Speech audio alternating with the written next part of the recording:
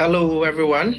Welcome once again to the Delali Network TDN. Today, we are bringing you a discussion with one of our successful friends and a colleague who has gotten to Canada.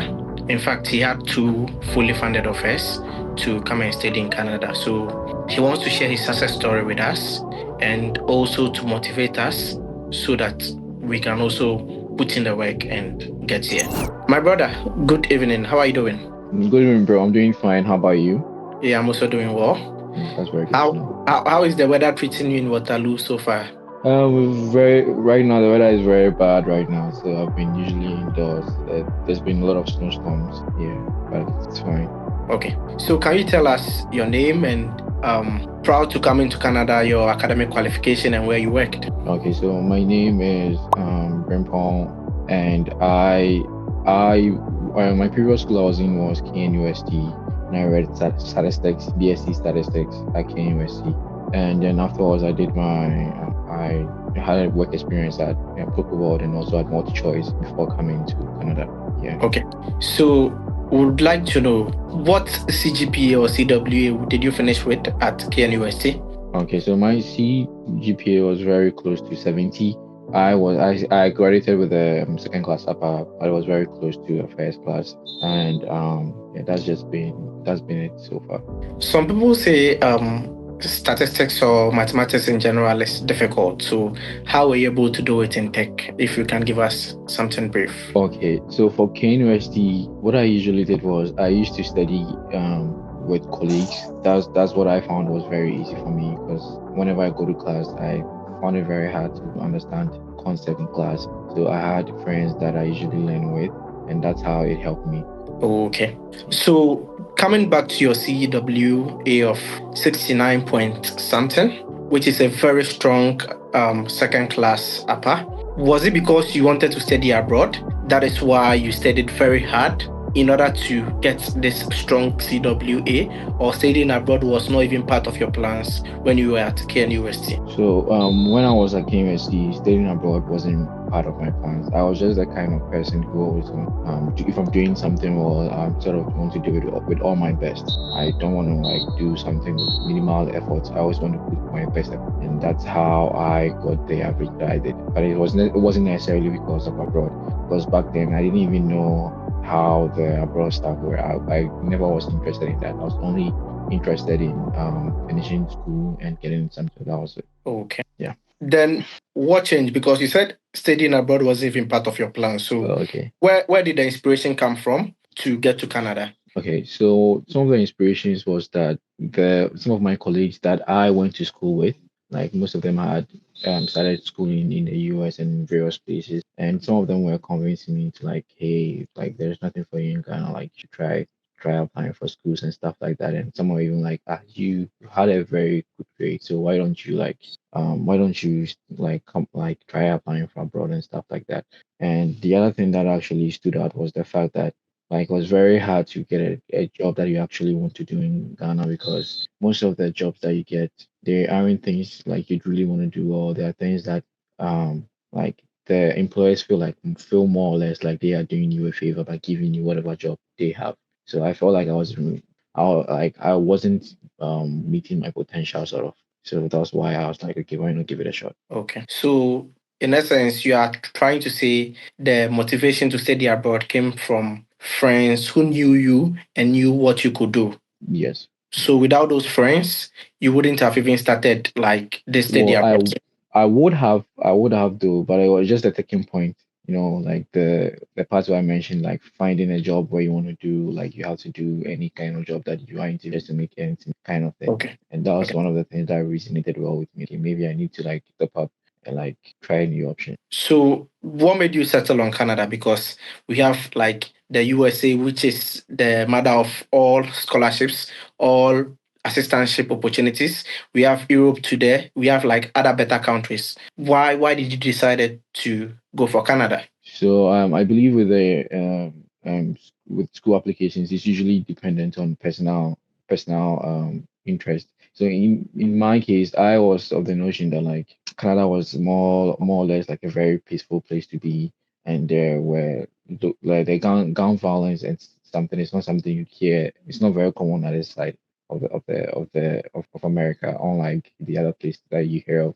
A lot of gun violence and a whole lot of things. So that's one of the things that took me out, even though there were other places with better funding and stuff like that. So mainly because of the peaceful nature of the country and how diverse it is. Because I had also read a lot about it, about how Canada is more like you feel more involved in whatever that is. That was one of the reasons why I chose. Okay. So, what steps did you take to put in your school application for Canada? Like, how did you go about the search? How did you come across the schools you applied to? We would like to know more.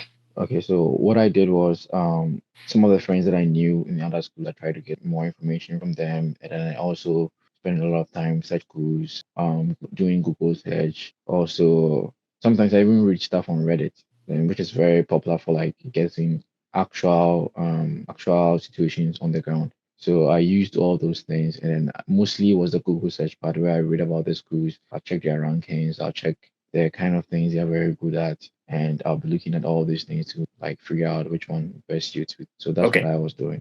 Okay. So, how many schools did you apply to in Canada? In Canada, I applied for two schools in Canada. Okay. What of other countries? I did apply for schools in the UK, partly because you don't pay application. And another thing So, is that so I couldn't have, you were always chasing the free things. bro, money no this how I good one. Okay, I understand. Let's continue. So Okay, so yeah, you were talking so about the UK. Yeah.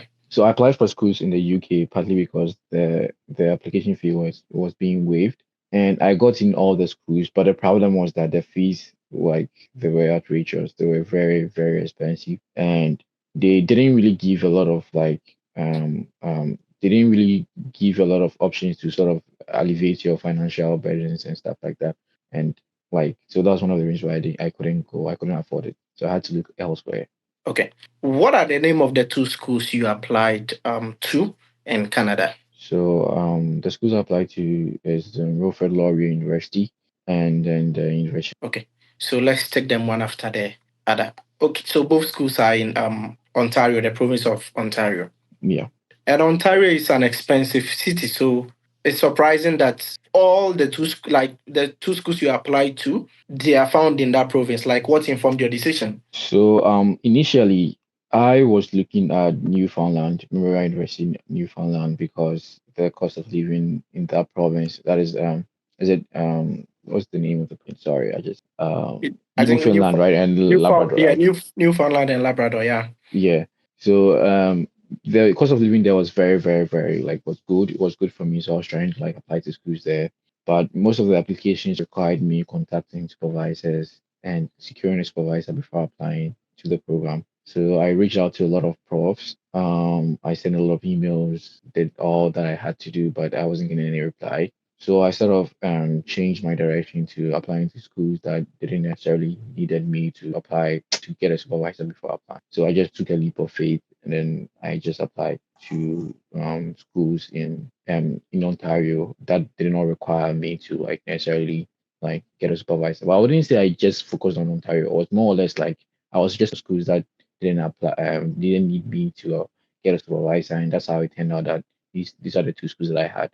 And I would have applied for more, but I was a little bit short on funds, so I just applied for two. Okay. So even though you considered the province, but when you were not getting responses or like something positive from where you wanted to go to, you changed the focus to just look for something which can give you some funding and also make the process less stressful, whereby you wouldn't need to like get a yes from a supervisor before applying, if I get you right. Yeah, yes, yes, Okay. yes. So let's come to Wilfred Laurier University. When you visited the school's website, what were some of the things you looked out for even before submitting your application?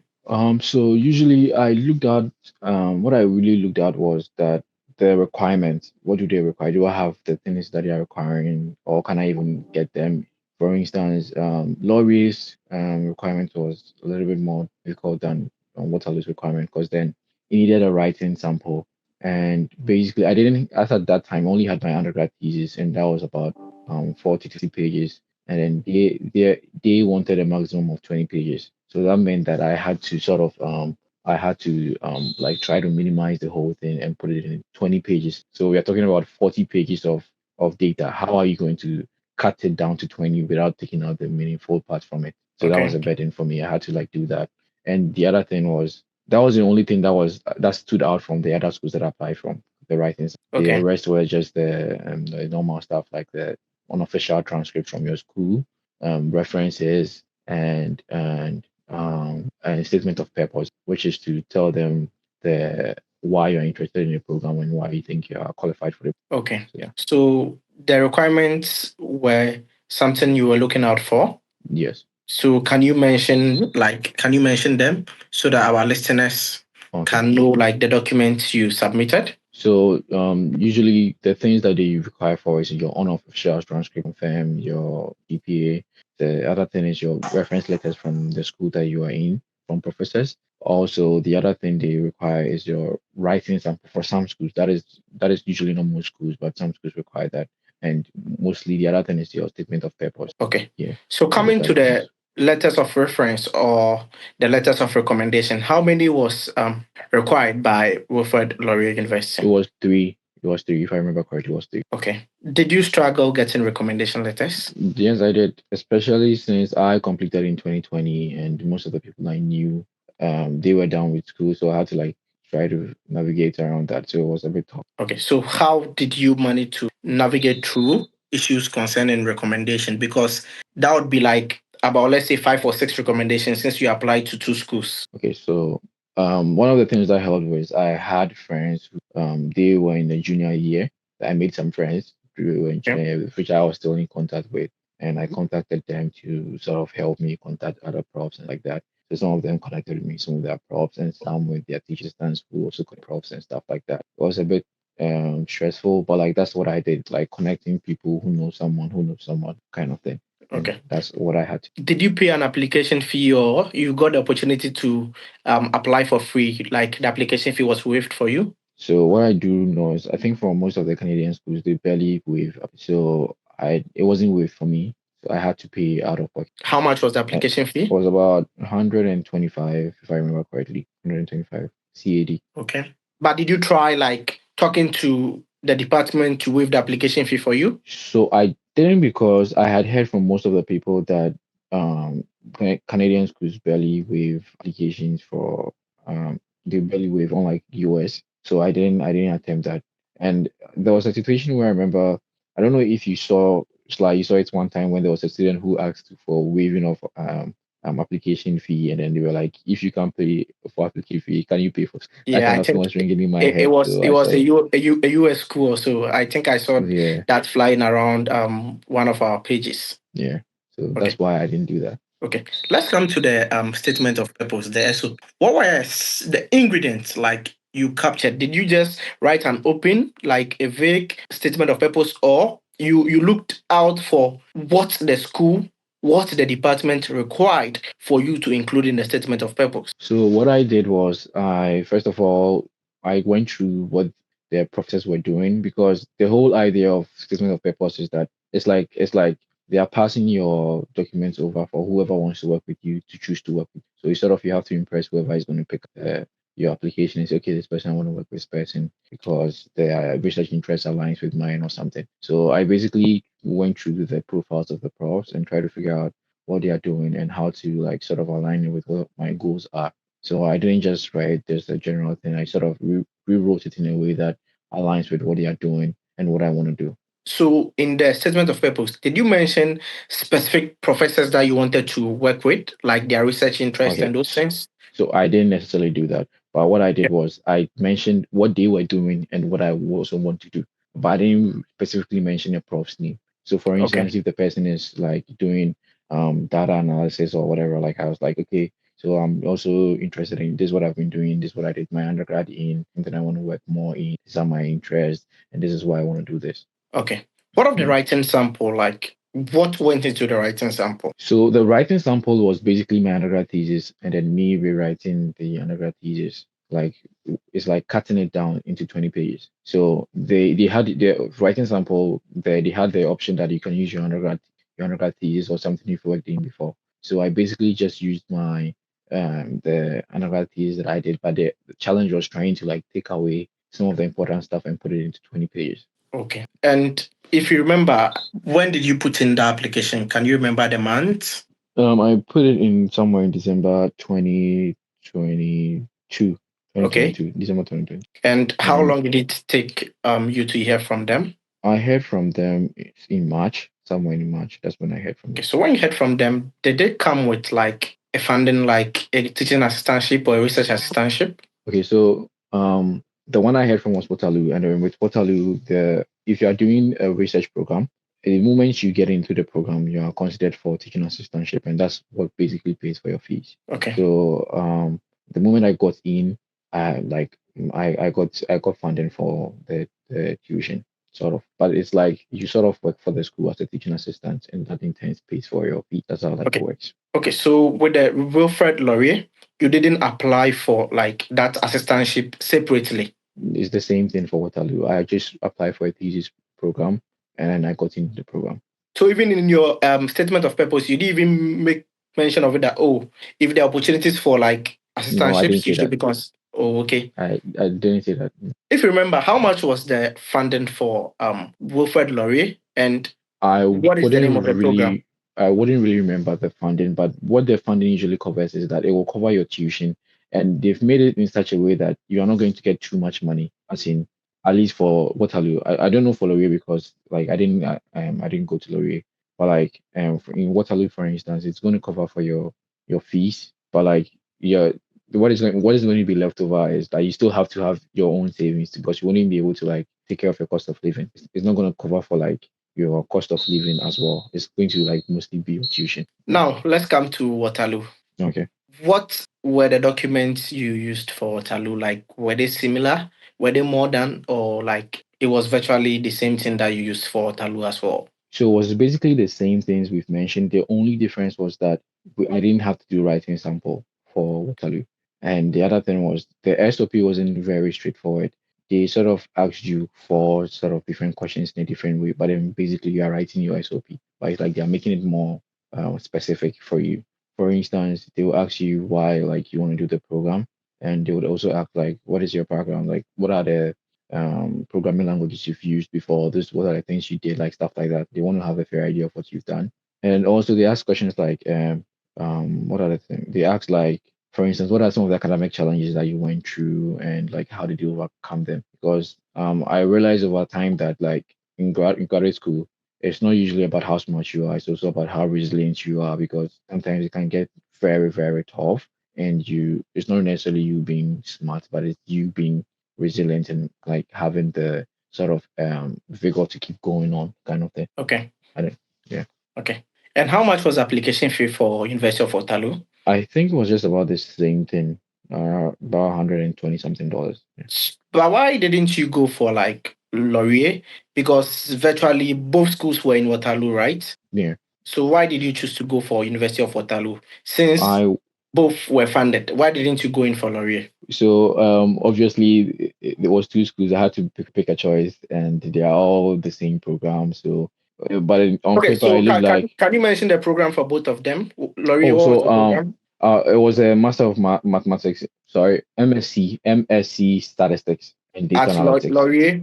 Yeah, Okay, what of Waterloo? Waterloo was Master of Mathematics in Statistics. Okay, so coming back to the question, why did you go for Waterloo instead of Laurier? So eventually, even though I really liked both of the schools, I still had to make a choice between two of the schools, and I had to go with Waterloo because Waterloo was more renowned and it's like in top five in Canada, and that's why I went to Waterloo.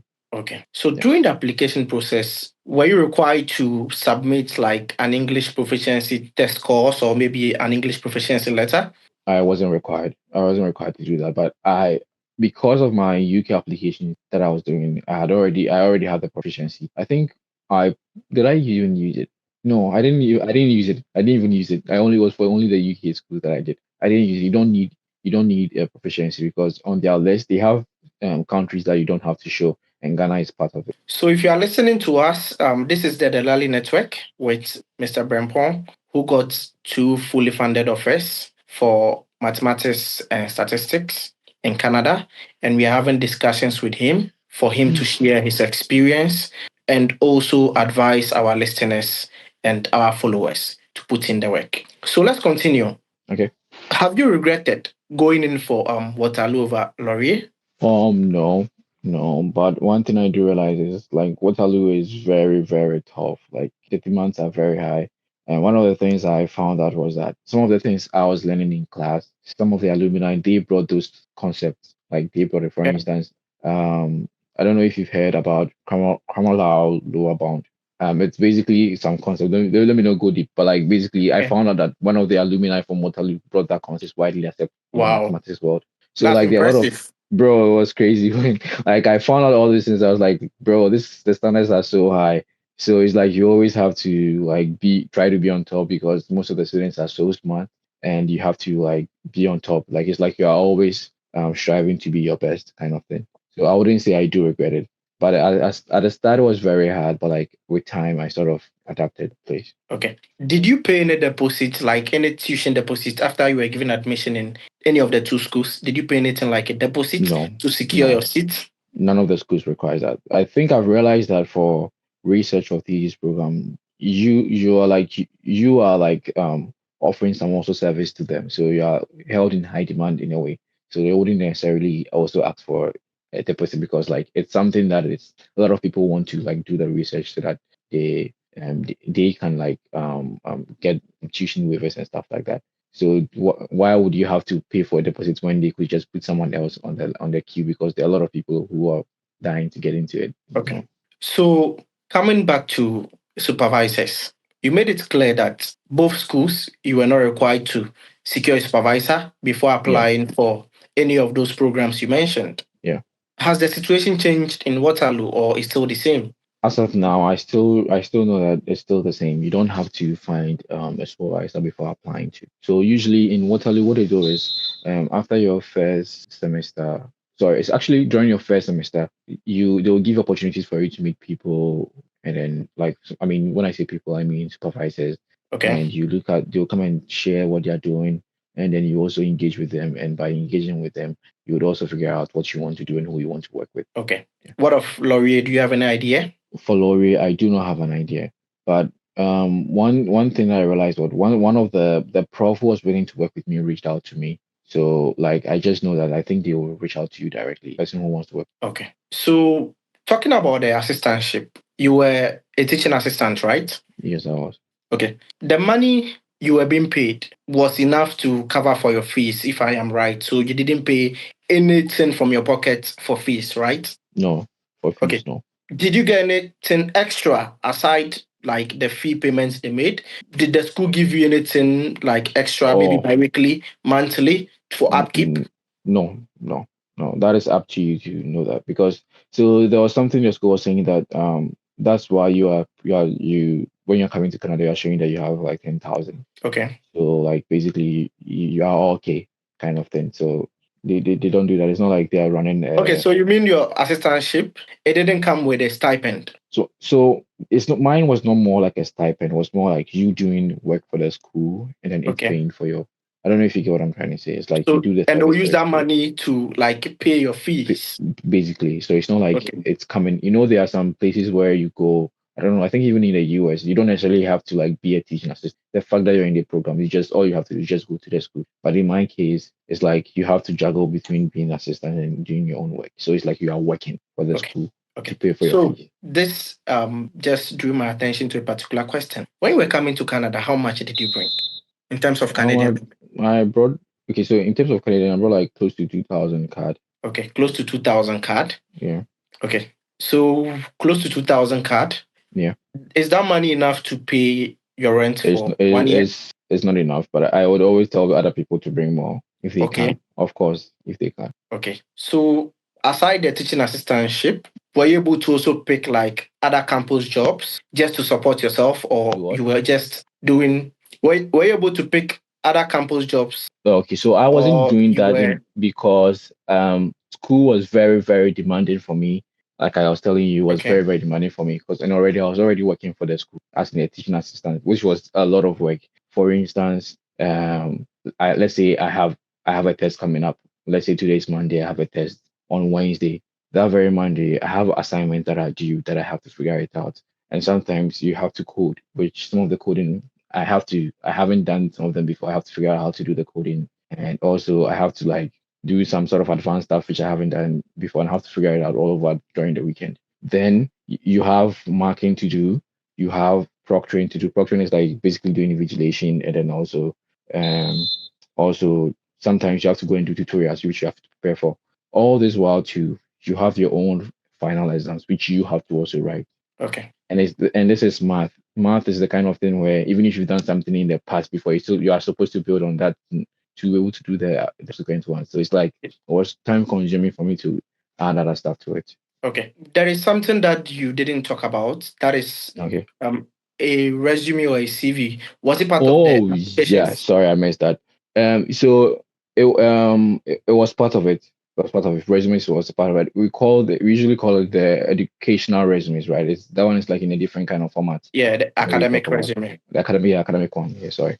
Yeah, I Okay, didn't talk so about that. did you use the same resume for both schools or you modified it a little bit? So I'm modified a little bit because I realized what I used for Waterloo was it wasn't up to standard. Honestly, when I look at what I did, I felt Okay. like the one I did for L'Oreal was more up to standard. So I made it more refined. And the funny thing is, I still got it for Waterloo, but I felt like my resume wasn't too up to standard. Honestly. Okay, so prior to applying, Mhm. did you had an experience back in Ghana as a teaching assistant or a research I assistant? No, I wasn't a TA. I was never a teacher. And you No. didn't even do like any volunteer teaching jobs just to boost your Uh, profile on your No, CV?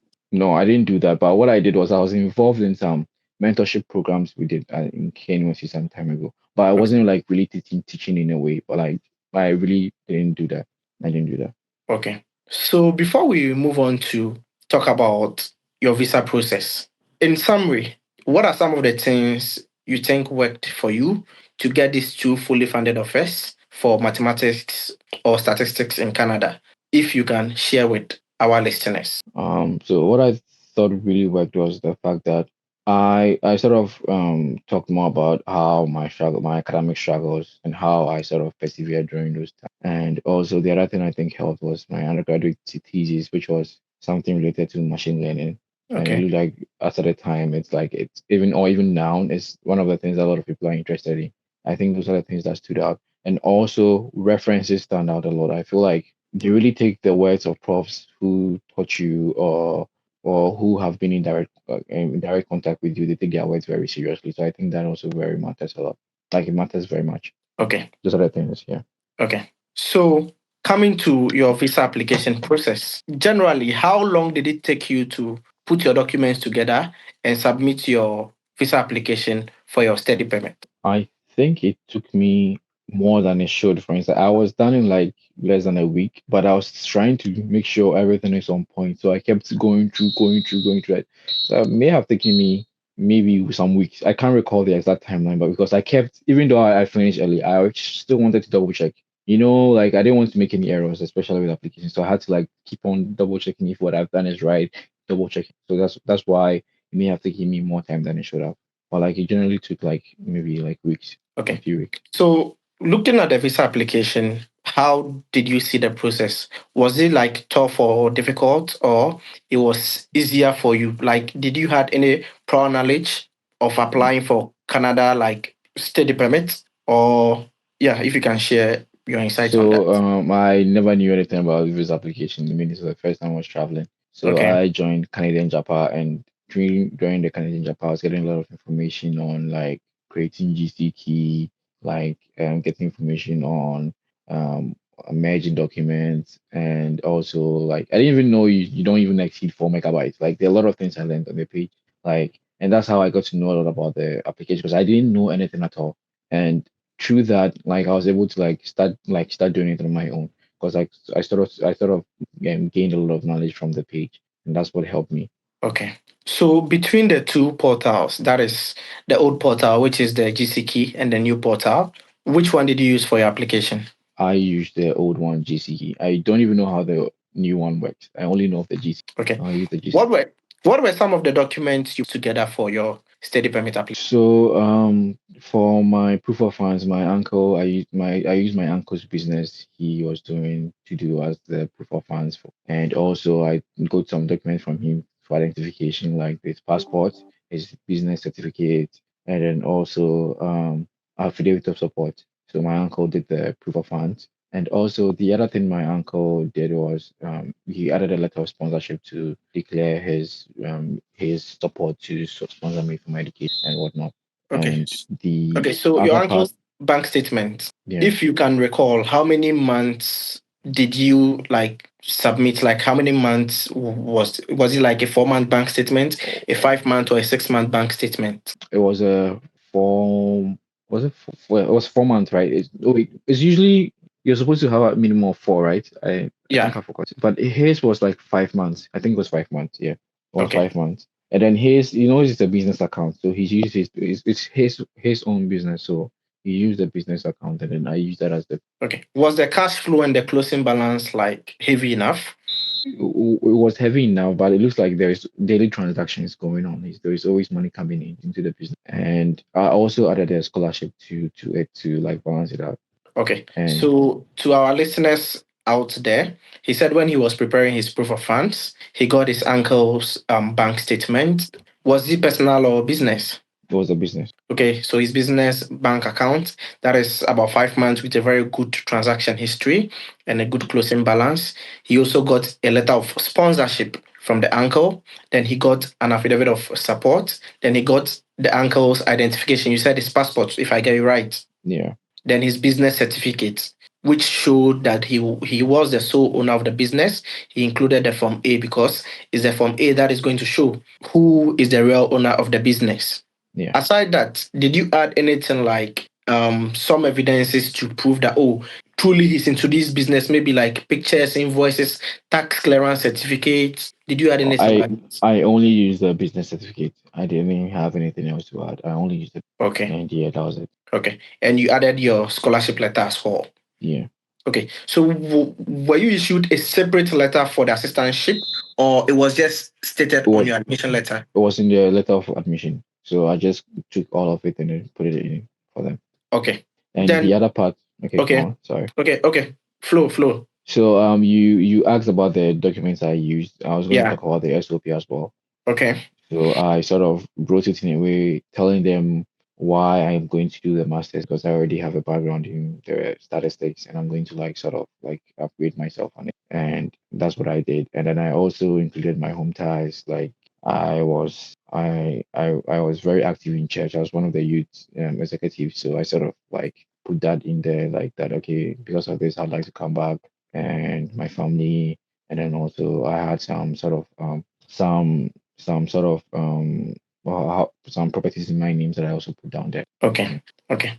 So basically, the two documents you prepared were a proof of funds and a statement of purpose or letter of explanation Yeah, stating why you were going for that program. yeah, Okay. yeah. But there were other documents you added to support these writings that you prepared. Yes, I did. For Okay. instance, if I don't want to like give any benefits or give any sort of doubts in any way. So I included my IDs, my school, my resume, like anything to show what I'm saying is true. Anything you can think of, my letter of employment from my job, like all the documents to prove that what I'm saying. Did you add a police report? So I didn't have the police report partly because it delayed a lot. It took a very long time for me to get it.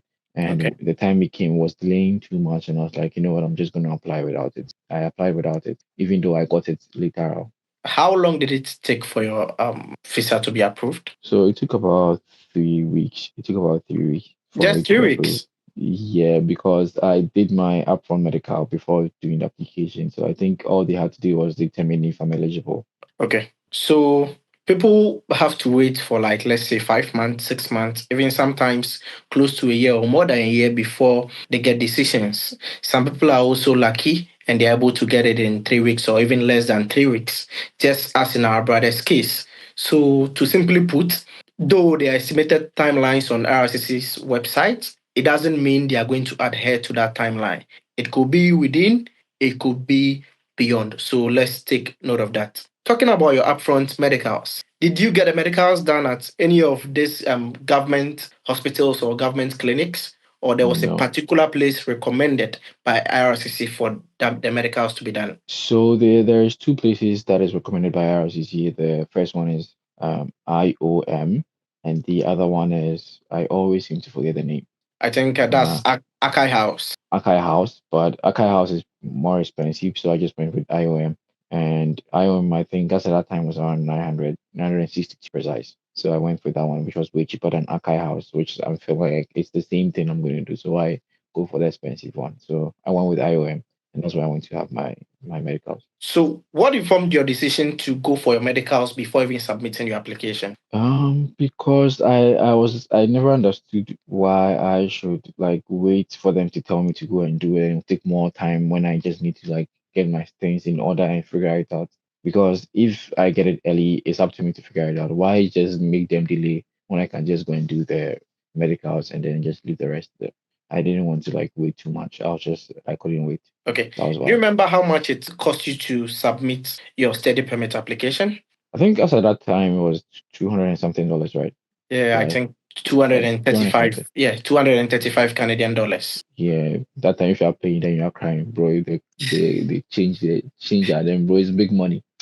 But it's really no easy. Yeah. Anyways, yeah. But looking at that money and where you are now, do you think it was worth paying that amount? Well, I'm yet to find out because I'm just starting life. I'll find out very soon. But so far, it's been bittersweet. It's sweet sometimes and it's bitter sometimes. But like I still think it's gonna be worth it in the long run, though. Okay. So after submitting your application, were you required to do anything else, or just after submitting the application, you had to wait at home to get a decision from them? So after submitting it, it's just to keep waiting. But one of the things I realized that I usually I'll be logging into my GC checking. Hey, are these people checking? Like I just kept checking. It was actually becoming addictive because I kept checking most of the times. Like, hey, how far was this thing? Because you know how it's like you get anxious. Like, hey, are these people going to approve my? Are they going to say something? Hey, did I do something wrong? Did I mess up? Hey, did I make some mistake here? Like, you keep doubting yourself in a lot of ways. But Okay. like, Did you go for a biometrics after submitting the application? yes, I did. I did. Okay. I did. I Do you did. remember where you went for the biometrics and if you paid anything during your biometric? I didn't pay anything. It was I just I think back during our period it was a little bit peaceful compared to how later on it just became because I remember during that it was very easy for you to get a date and go and do your biometric. But then after the few weeks it got so clamped down. I think like we didn't even find a date. But I didn't have to pay anything to anybody. It's just that when you go to the IOM there, you know what I mean. Some people still do some but like yeah. But I didn't really have to pay anything. How did you feel when you received the notification that there is a message pending in your account, so you have to log in and check? Like, how was the feeling? Were you Bro, I'm not gonna expecting lie. something positive or negative, or I'm you not were gonna just lie. hopeful that it's going to be positive? Oh, I'm not going to get a I, denial. I was scared, bro, because I was like, did I mess up something somewhere? The kind of thing where you've done something like, I feel like I've done something wrong, but you've not actually done anything wrong. Or it's just that Yeah. the waiting time is annoying, bro, because you have to keep waiting and then you have to like keep watching. So it was very, very anxious for me. I remember I checked it while I was at work and I was like, bro, I had to go to the washroom. Like, Charlie, seriously? Then later I said like, bro, it has been approved. Then I was like, it was just all chill, but like checking before seeing it there was something else. I remember I called Sanfo, and I think I called you that day. Yeah, yeah, You and Sanfo, right? Was that day? yeah. I told you like how I checked. Like, I was like, Jesus, this is not the thing. Like, yeah. Then finally it changed to approve, and I was like, bro, I was very happy. I was very happy. I was very happy. I was so happy. And I So, remember okay, I remember after you get approved, then you have to like take your passport to the what was the name? Um VFS Global. the VFS Global, then you have to wait. Even that waiting time again, like it's been 1 week. These people have not been brought the thing. Like, why are these people taking long now? Like, these people are taking long. Something happening down there. Like later, like I got a notification. My listening. I remember I actually even sent them an email, bro. That's how impatient I was. So I sent them like, hey, I sent this thing. I'm told it's 1 week, but it's been more than 1 week. Nothing else. Like, bro, you know what I mean? It's like we the passport that could be now. Like so I reached out to them. I sent an email, and then they were like, I should wait. It will come.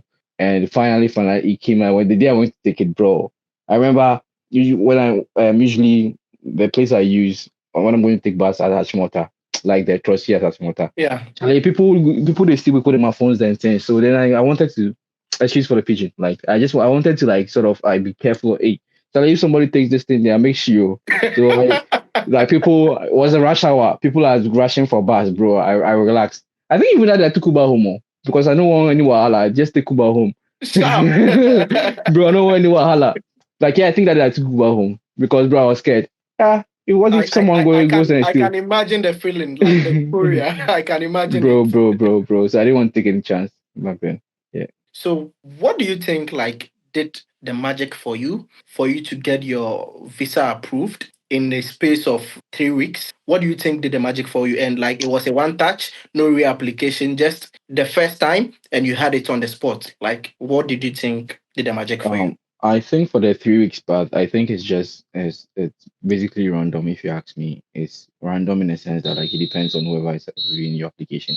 But for the one touch part, I was more or less like I think proving beyond reasonable doubt that you meet all the eligibility requirements. In the Yeah. case being you meeting the pool funds criteria, and also the other part being you meeting the fact that your home tight, you'd actually go and come back kind of thing. So you have to prove beyond reasonable doubt that like, you actually go and come back kind of thing. So those are the things that are very, very like they're very serious about.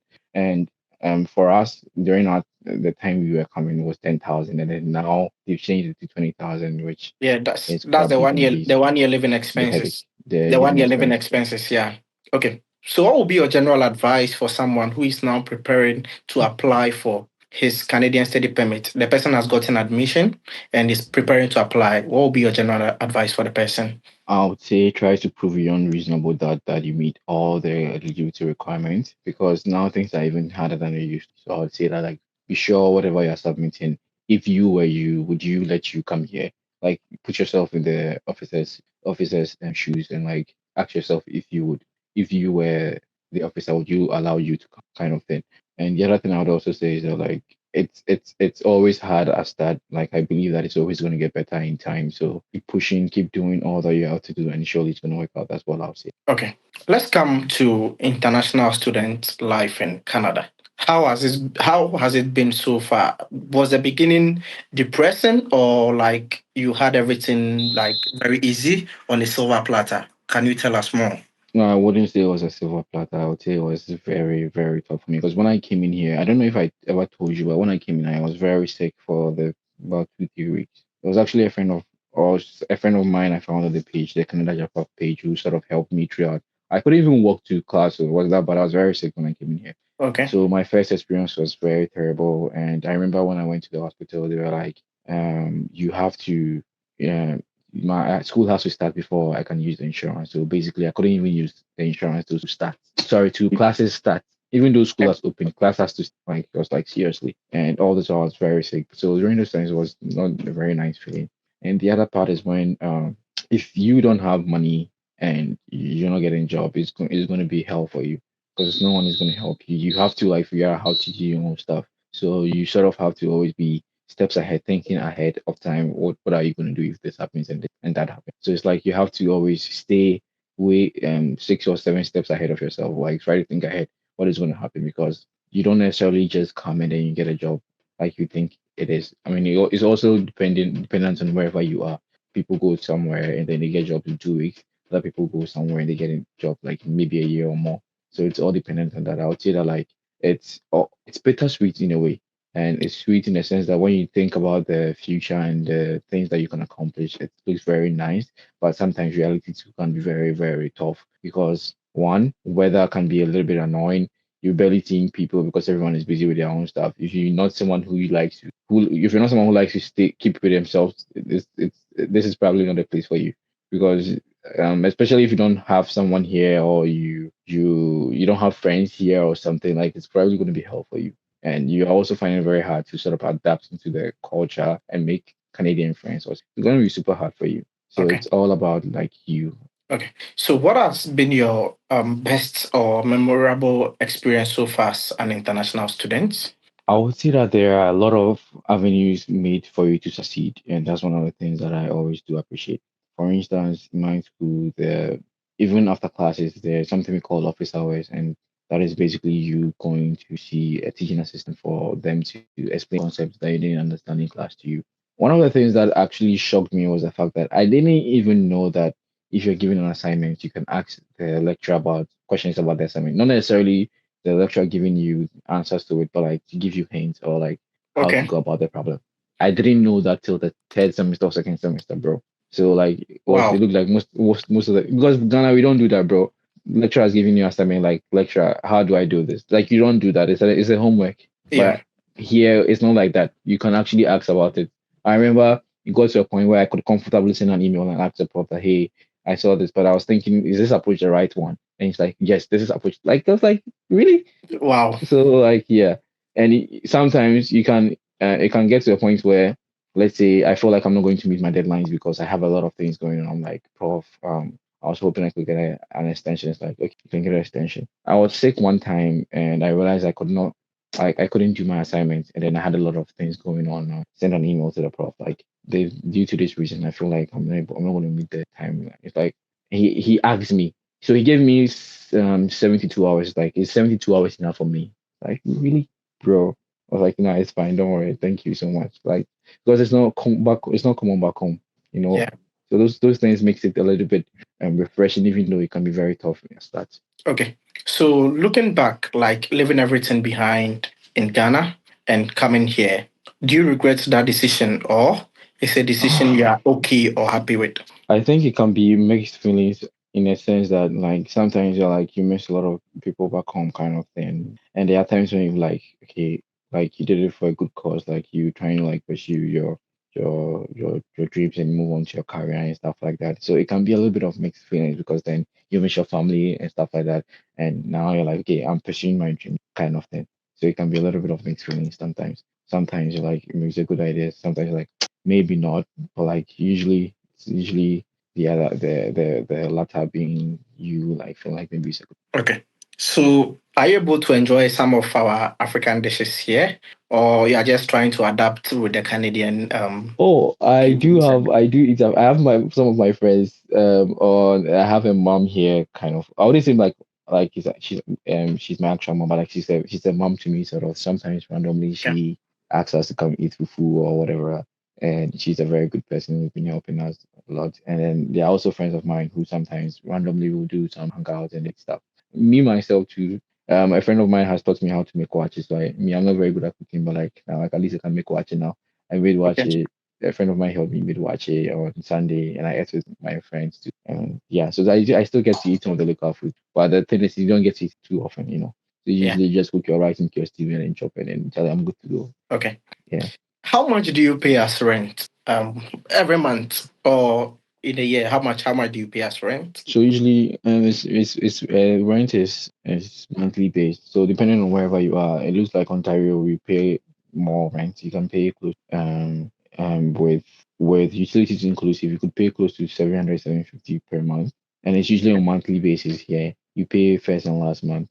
So depending on wherever you are, and I think one of the things that I've realized, is I think now they're seeing that there are fewer people in my location right now, so maybe rent will come down, but like generally rent is very expensive. It's like you are using all your money to pay rent, which is very, very expensive. But I mean, if I was in Newfoundland like I wanted to be, I probably wouldn't be spending this amount of money on rent. Yeah. Yeah. Any cultural shocks so far? Um, yeah, just like this right now you mentioned shocks. I just remembered some shocks. People, I realized that some people, like Canadians, for to be precise, they could talk about very sensitive things about themselves openly. For instance, I remember someone just saying that she has cancer, just saying in person, because back home, no one would ever do that, right? Hey, me have cancer. Yeah. Like you're having a normal conversation, the person is like, I have cancer, that's why this and that and that. I was like, really? This is not normal. Back home, no one would ever say that. You know what I mean? Yeah. Yeah, and the other thing is, even though Canadians are nice, are polite, don't confuse nice and polite. You need to know the difference and know your limits about Okay. things too as well. And the other thing too is the weather. The weather is harsh all year round. Like with whichever weather is coming is harsh. I thought Ghana was hot till I had summer here in Canada, bro. The Canada summer over me. The way I be caught there. I was like, I'm in abroad, pan. I'm feeling this hot, bro. It was so hot. Like I don't like wearing shorts, but like I think I was wearing shorts most of the time. And And if I had this kind of glass kind of shop, I would have won any of those stuff because it was so hot. And then when the winter came to, bro, even school closed yesterday because it was so cold, and then there were snowstorms and all this stuff. So yeah, those are some of the things. And that's some of this other stuff. Yeah, I think those are the few things.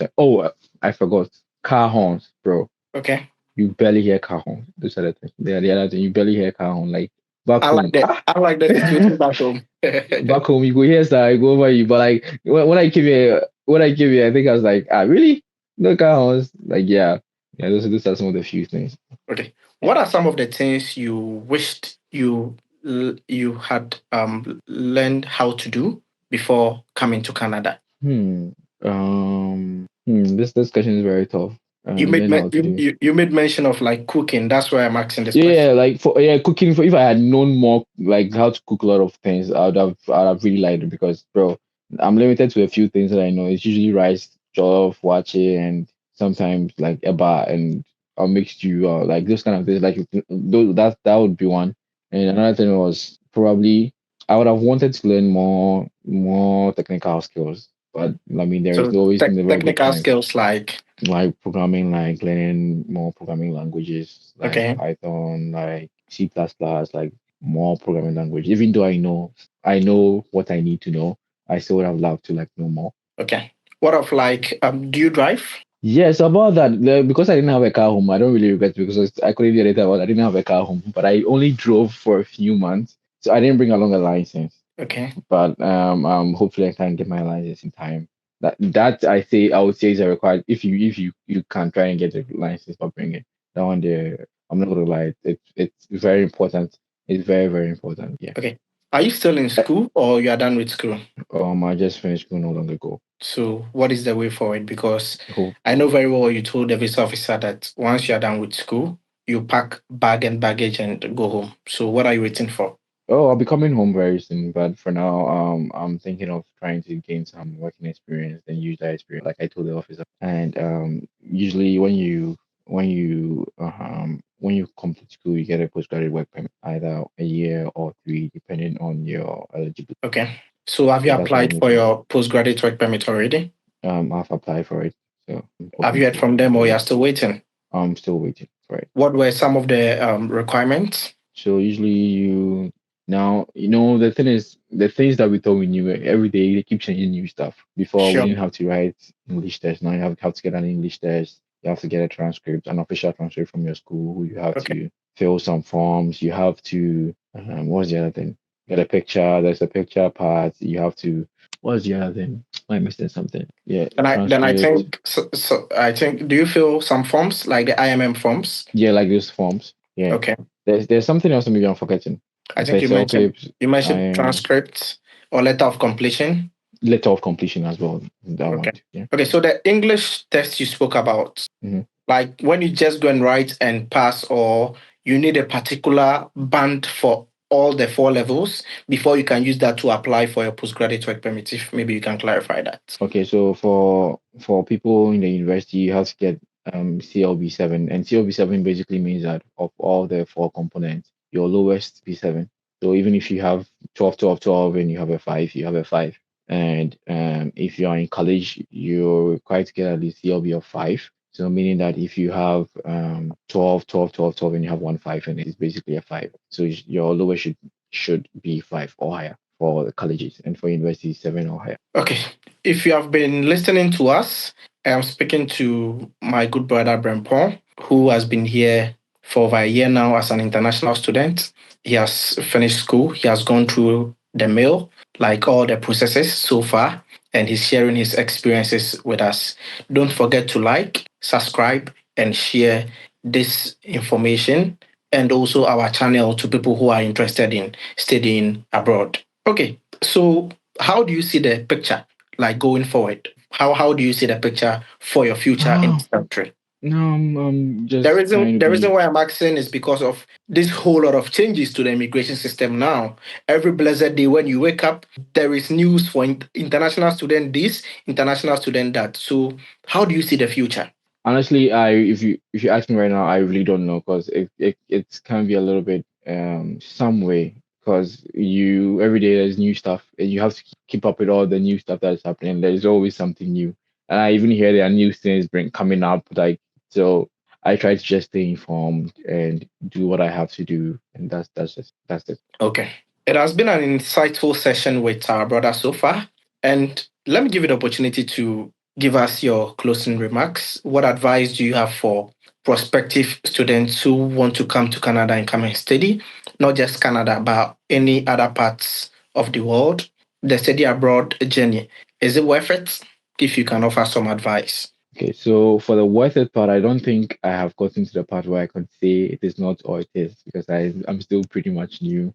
But I'll say we all know that education in the West or abroad is definitely better than back because then you get exposed to a lot of things you wouldn't back home if you are all being honest. So I wouldn't necessarily say it's better or not, but then you get more exposure to things that you wouldn't when you are home. Also, you were saying something about what is it that you're saying? Those who want to come and study here. Yeah, I- I would say that don't think that you are not qualified enough, that you don't have the experience enough. Like you, believe me, don't underrate the kind of experiences we got back home. Those experiences are really going to help you. You don't take it for granted and don't think that it doesn't really make you qualified for whatever it is that you want to do. Like you are more than qualified in. You keep believing in yourself, keep doing the good work. And the other thing is, I realize that whichever school you're applying to, there are people there that their job is to reply to your emails. So if you don't understand anything, sometimes all you need to do is send an email to the school that you want to apply. Then they will reply to you. It's their job. They're being paid to do that.